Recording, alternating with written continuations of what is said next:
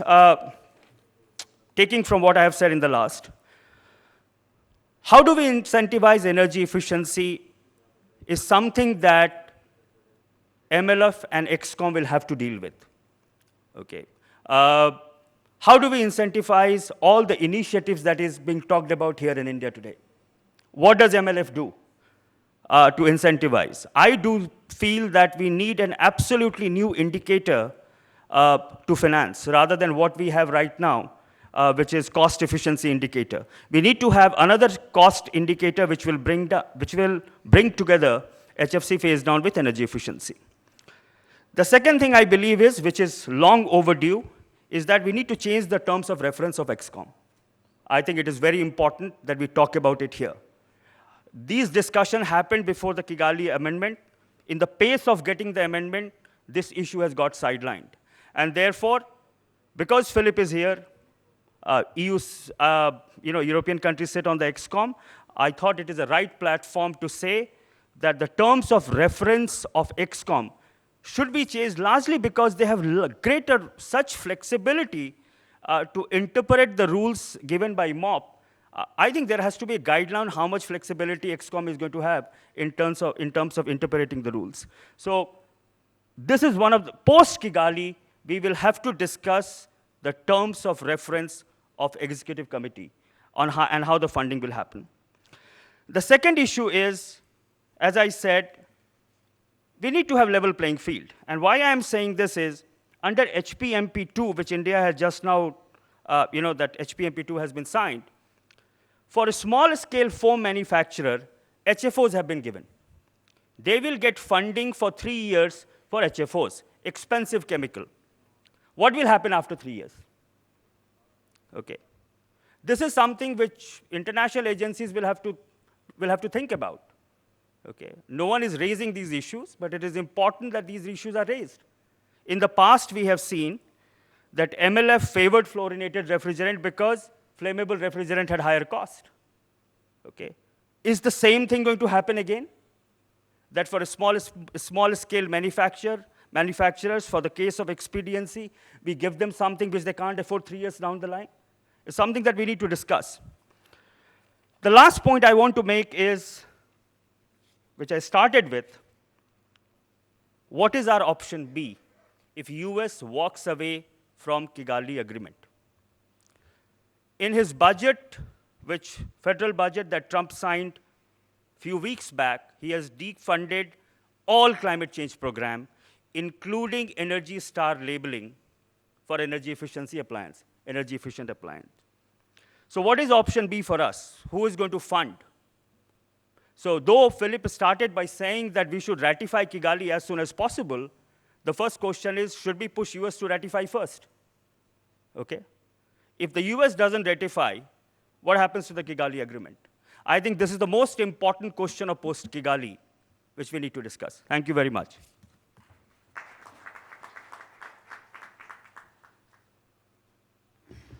Thank you, Chandra, as always, for giving us a thought-provoking speech. And unfortunately, we can't necessarily answer all the questions straight away. Something which needs to be addressed. Something which needs to be addressed. Yeah. But I must admit, the global context is not something we've really tackled today with the US aspect. It's something we certainly talk a lot about in terms of the climate discussions. But for the Montreal Protocol side, we've never really tackled it. And you know, we've always come from the angle that because there is a commercial interest in this for several US companies, they may have a greater interest in actually ratifying than continuing with other agreements like the Paris Agreement. So we will see. But on all these agreements, the jury is yet out. There is no decision yet been taken. And even on the funding, yes, the skinny budget cut, federal funding, and there was also a paper I saw last night, again on funding, which doesn't augur very well, but again, we still have to await decisions. So now I understand we have a very short break whilst Dennis comes onto stage, Diane comes onto stage, and Mr. Mehta comes onto stage. Is this correct? Yeah. And the other people, Chandra, you stay here, Professor Agarwal, you stay here, I stay here, and we thank Mr. Rakra and Mr. Didi very much for their help, and you may return to the audience.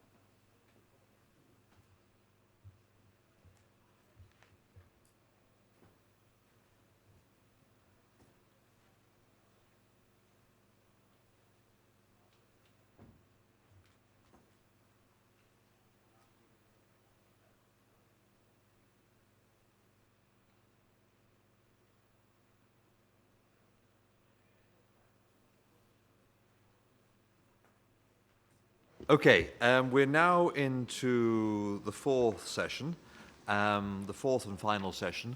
But I think in order to set the context for this and to kick us off, Mr. Mehta, I understand you have a short presentation you'd like to give? You wish to do it from there or over there? Or? Okay, you're very welcome.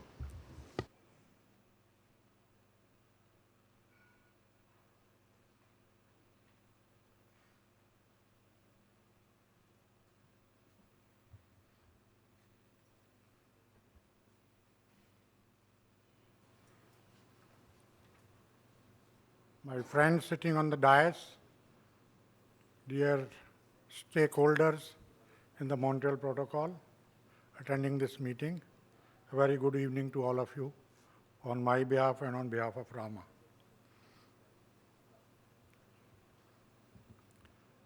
The Kigali Agreement, I'll just give you a small background regarding this agreement. HFCs have emerged as the main alternatives to the ozone depleting substances like CFCs, HCFCs, CTCs, and halones when phasing of ODS under the Montreal Protocol was started. HFCs do not deplete the ozone layer, but have certain global warming potential called GWP. HFCs are widely used chemicals in several applications, for example, refrigeration and air conditioning, mobile air conditioning, foam, solvents, and fire extinguishers. AC&R industry is the major user of HFC refrigerants. Although HFC refrigerants were having relatively inferior thermodynamic properties, but the ACR industry developed equally efficient products by designing systems, components like heat exchangers, etc., using these refrigerants to phase out HCFCs. On the AC&R industry in the country, there were two pressures working. One was of phase out of HCFCs and the availability of HFCs as an alternative, plus simultaneously the pressure of the Bureau of Energy Efficiency to improve the energy efficiency every 2 years. India is the only country probably in the world which has improved the energy efficiency of air conditioner in 5 years by 25%.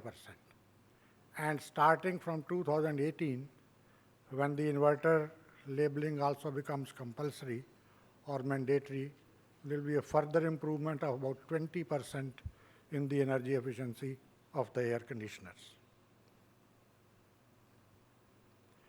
Recognizing that the use of HFC has been growing rapidly and it has impact on climate, countries were deliberating the phase down of HFCs under the Montreal Protocol since 2009. The people who have been associated with Montreal Protocol and Kyoto Protocol, they know the entire background and the history, why certain developed countries wanted to bring the issue of HFCs into the Montreal Protocol. Rama has very actively participated and contributed in the deliberations both at the national and international levels, as our AC&R industry was directly affected with the decisions being made by the government at the national as well as international levels. We had instituted in 2010 and 11 Indo-US task force on the sidelines of the Montreal Protocol to understand the pros and cons of phasing down of HFCs. Rama has very actively participated in all its meetings and contributed to the deliberations, keeping in view the domestic conditions, which are altogether different than most of the developed countries. Kigali Agreement has been very well negotiated, especially in terms of the following aspects. That is, it takes into account the national circumstances while deciding the baseline and freeze dates. India had put up its proposal in April 2015 at the Bangkok meeting, but we changed it, keeping in view the change in the negotiations in between 2015 and 2016 October. It is based on the principle of major polluter that is developed countries and China, taking the lead to start the phase down of HFCs earlier than the small consuming countries. For example, the developed countries and China will have a baseline of 2020, 21, and 22, and freeze date of 2024, and India will have 2024, 25, 26 as the baseline, and freeze date of 2028. First time Montreal Protocol has recognized the importance of energy efficiency, which Rama was always advocating in all the Montreal Protocol meetings, as well as otherwise, that the refrigerant constitutes only 3 to 5% to the global warming. The major 95% plus contribution is by the energy consumption. Rama would like to thank and appreciate the leadership role played by the Ministry of Environment, Forest and Climate Change, Government of India, especially the negotiating team led by Mr. Manoj Kumar Singh, Joint Secretary of Ministry of Environment and Climate Change. The job is still not over, as we understand that the policies, including the funding guidelines, availability of suitable technology, which are to be adopted for implementation of Kigali Agreement, both in letter and spirit, are yet to be formed. It may be recognized that the HFC phase down is not similar to that of ODS phase down.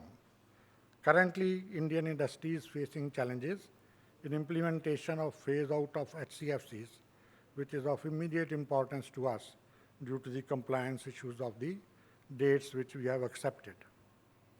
The major challenges before the AC&R industry are lack of availability of safe, non-HFC technologies for high-pressure applications.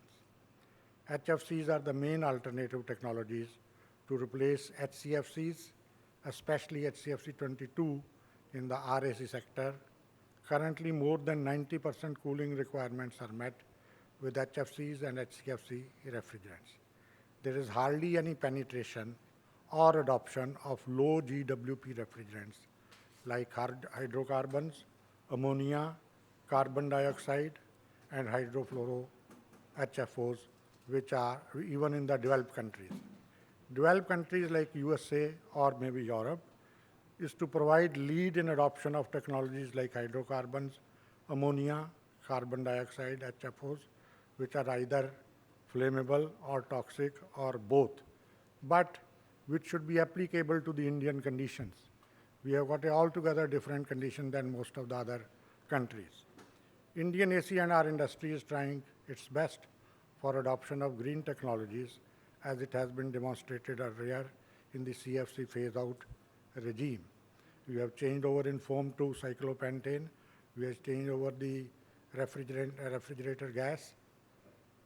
The challenges this time are much more than earlier faced in CFC phase-out.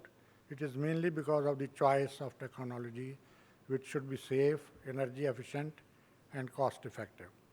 Rama will continue to work with MOEF and climate change, government in this endeavor, and look for full financial and technical support from the Montreal Protocol and other bilateral cooperation, especially on